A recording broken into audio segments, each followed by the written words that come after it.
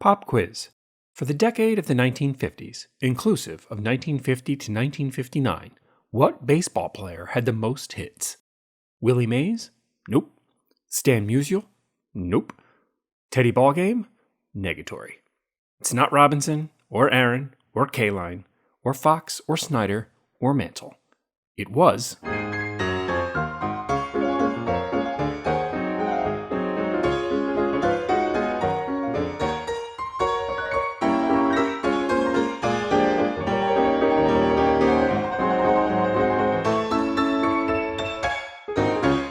It was Richie Ashburn. Ashburn is on the Phillies' Mount Rushmore, but he was so much better than people remember. He was called up to the Phillies roster for spring training in 1948 and opened the season batting leadoff, bumping the reigning NL batting champion, Harry the Hat Walker, out of the top spot. Ashburn would go on to bat leadoff for the Phillies for 11 seasons. Bowman's little set of 48 black and white bubblegum cards left him out that year, only giving spots to two knuckleheads both named Emile. Check out episode 7 for more on them. By June of 1948, Ashburn was hitting .380 and had a 23-game hitting streak going on his way to his first All-Star selection, his first of 6. He finished the year with a .333 average, second place in the NL batting championship, behind only Stan Musial, with whom he would battle for the batting title for the next decade. Ashburn led the league in stolen bases, though, and led all center fielders in putouts, too. He quickly became a team leader and was feared in the league as a hitter, defensive center fielder, and base runner. He was one of the fastest guys in the league, if not the fastest, and as a result, Ted Williams gave him the nickname of Putt Putt. His teammates called him Whitey due to his very light blonde hair, and that's the nickname that stuck for the rest of his life. Ashburn's rookie card is in the 1949 Bowman set, though it was technically his second year in the league. Card 214 is a high number and pricey to track down. Only a few hundred have been graded, and no Gem Mint 10s exist.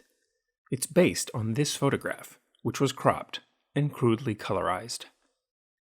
The 1950 WizKid season made Ashburn a household name and helped solidify his legacy. See episode 16 for more details on that iconic team. Ashburn's 1950 Bowman card, number 84, gives a good account of his rookie accomplishments. If you look carefully, you can see that the image is the same from 49.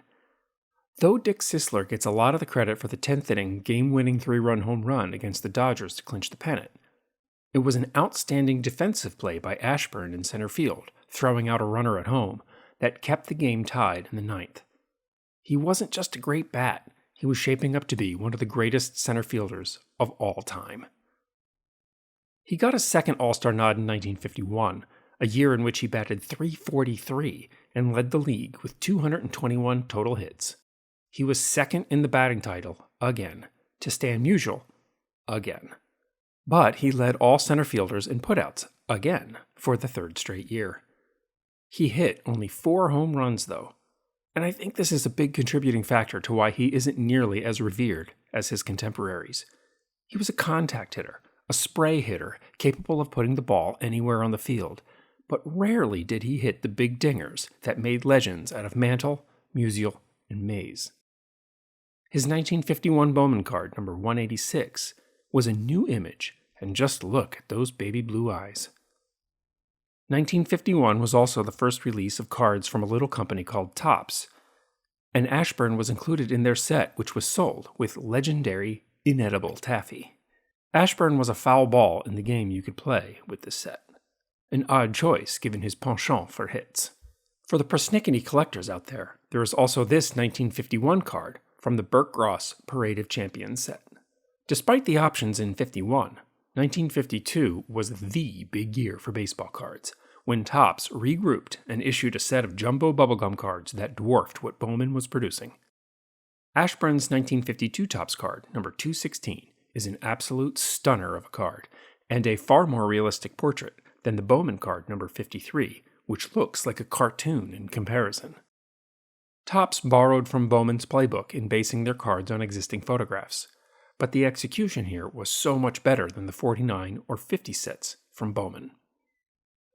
1953 was another all-star year for Ashburn, batting .330 and leading the league again in hits with 205. 1953 is also the year of the infamous Missing Topps Ashburn card. By '53, Bowman and Topps were in a full war with each other, and they were throwing lawsuits at each other like monkeys flinging crap at the zoo. Ashburn had signed an exclusive contract with Bowman, who upped their game in '53 with this beautiful color set of picture cards. They wanted their Ashburn card, number 10, to be the only Ashburn card, and sued to force Topps to cease and desist. The 1953 Topps set has a few missing numbers as a result, because the cards planned for those slots had to be pulled at the last minute.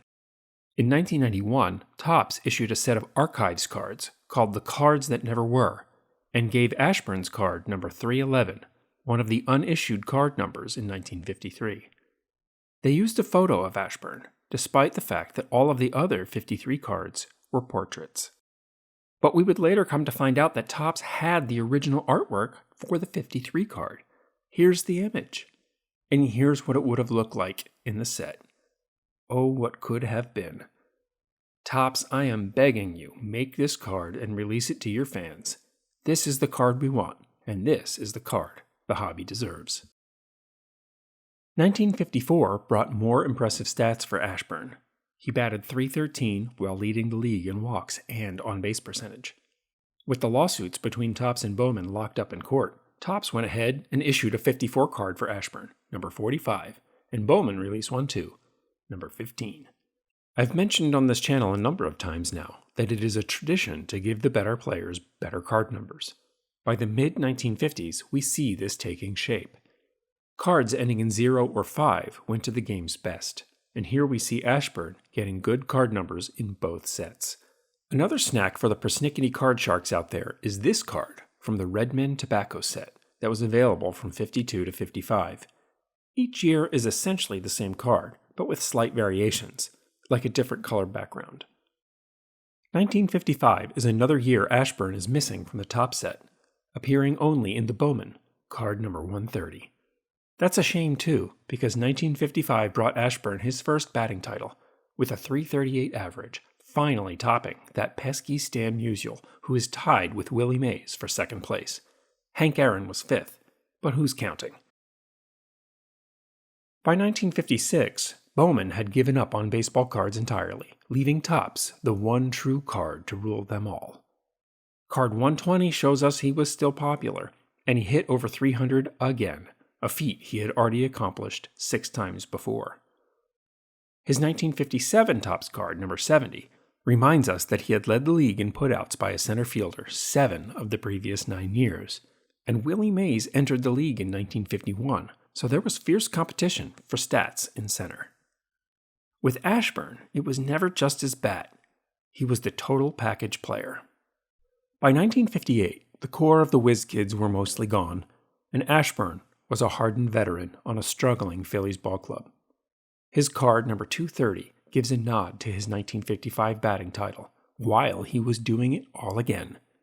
In 1958, Ashburn got another All-Star nod and hit a staggering .350 on the season to win his second batting title with 215 total hits. He beat out second place Willie Mays, third place Stan Musial, and fourth place Hank Aaron, all perennial contenders. And 1958 was a true batting king year as he led both the National and American League in hitting. This led to his 1959 Topps card getting the lofty card number 300 position, a most distinguished accomplishment. 59 was also his last year with the Phillies, who were flat out bad.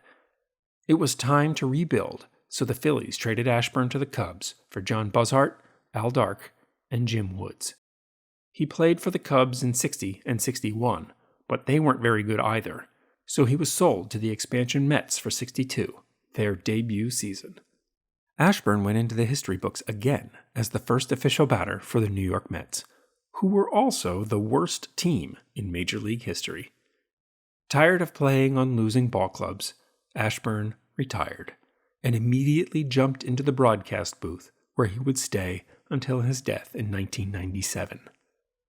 He retired while still a great ball player, and he said his only regret was that he left the game before he got to 3,000 hits, which he most certainly would have accomplished in just 2 or 3 more seasons.